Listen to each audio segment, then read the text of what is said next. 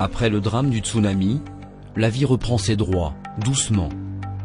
Depuis le 26 décembre 2004, la Fondation de France a décidé de soutenir plus de 100 projets portés par 38 ONG, en Indonésie, au Sri Lanka, en Inde et en Thaïlande. Aujourd'hui, la Fondation de France est sur le terrain. Première étape, l'Indonésie. C'est une visite qui illustre parfaitement le rôle qu'entend jouer la Fondation de France dans le domaine des solidarités internationales précisément. Alors il est vrai ici en Indonésie avec une dimension exceptionnelle, heureusement exceptionnelle, puisque résultant d'un drame lui-même tout à fait unique dans l'histoire récente. Devant un drame comme le tsunami, nous avons lancé un appel à la générosité en France. Parce que nous avons une image, une réputation de sérieux, de professionnalisme, de transparence, d'indépendance. Cet appel à la radio et à la télévision a donné en quelques jours des résultats considérables de l'ordre de 20 millions d'euros. La Fondation de France est engagée depuis 20 ans dans la post-urgence. Sa méthode, toujours la même, être à l'écoute des besoins des populations sinistrées, des actions de reconstruction qui s'inscrivent toujours dans le long terme. Parce que nous avons l'expérience, nous avons pu, grâce à nos comités d'experts, indépendants et bénévoles, essayer de nous faire l'idée la plus précise de ce que l'on pouvait faire utilement de cet argent que nous avions récolté parmi les Français. La concertation entre les ONG et des associations locales connaissant parfaitement le terrain est une garantie d'efficacité des projets.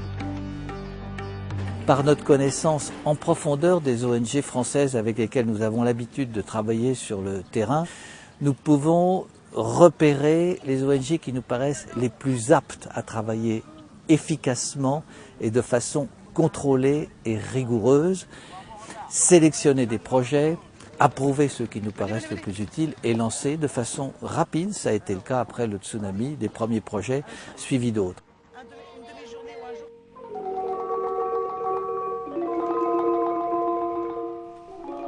Parmi les 13 pays touchés par le tsunami, l'Indonésie a payé le plus lourd tribut.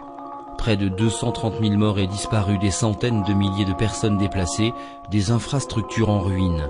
Plus de la moitié du soutien financier de la Fondation de France a été affecté à ce pays, principalement dans des projets de construction et de relance économique. Plus de 1200 maisons construites, 500 habitations réparées, 9 écoles, 8 centres de santé, 8 centres communautaires, sans compter les 430 bateaux de pêche qui ont été construits. Des dizaines de coopératives, des institutions de microcrédit ont été développées. Des aides aux activités artisanales ou aux petits commerces ont été réussies grâce aux actions de formation. C'est le cas de ce pâtissier, il a tout perdu. Grâce au microcrédit, il peut aujourd'hui fabriquer et vendre ses gâteaux. Ce ne sont pas des projets dans l'urgence, ce n'est pas le métier de la Fondation de France, mais c'est des projets structurants qui accompagnent la reconstruction d'un pays ou d'une zone. Nous pouvons dire que l'ensemble de ces projets est maintenant pratiquement achevé. Après un tel drame, il faut bien sûr reconstruire l'économie et les villages. Mais il faut surtout soutenir les victimes les plus vulnérables, les personnes âgées, les femmes isolées et les enfants. Ils sont 3000 à Banda Aceh à bénéficier de 6 centres d'animation comme celui-ci. Ils jouent, ils découvrent des jeux qui auparavant leur étaient inaccessibles. Ils redeviennent tout simplement des enfants. Une association indonésienne a pris le relais de l'ONG française. C'est elle qui assure désormais l'animation et l'encadrement pédagogique. Départ pour l'Inde. 400 km de côtes ont été frappés par la vague. Des centaines de villages ont été ravagés.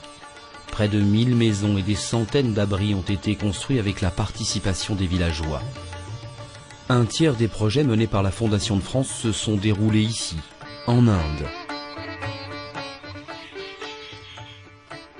Des dizaines de groupes de microcrédits ont permis la création de petits commerces, d'entreprises artisanales. Comme cet horloger, il a bénéficié d'une formation et d'un accompagnement pour gérer son échoppe. Ils sont aujourd'hui des milliers à gérer leur propre activité. Certains sont devenus taxis.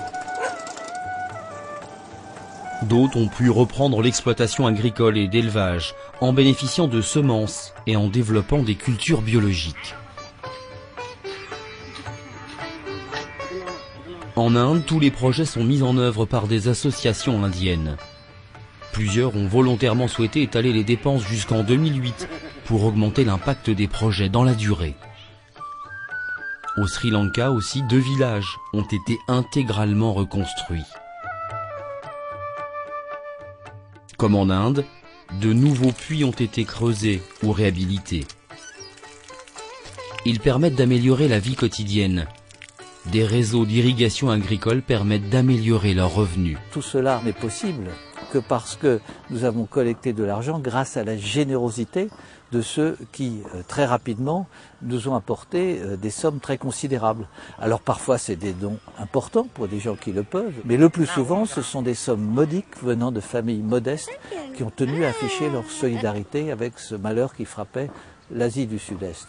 Et c'est vis-à-vis de ces donateurs dont nous sommes, après tout, que les transmetteurs. Cet argent n'est pas notre argent, c'est le leur. Nous avons donc le devoir de veiller à l'utilisation la plus précise, la meilleure possible vis-à-vis d'eux et de leur retransmettre l'information en retour pour qu'ils soient à même de savoir exactement comment ceci a été utilisé. 90% des fonds attribués sont aujourd'hui dépensés sur le terrain. C'est avec vous que la Fondation de France agit, avec sérieux, professionnalisme, transparence et en toute indépendance.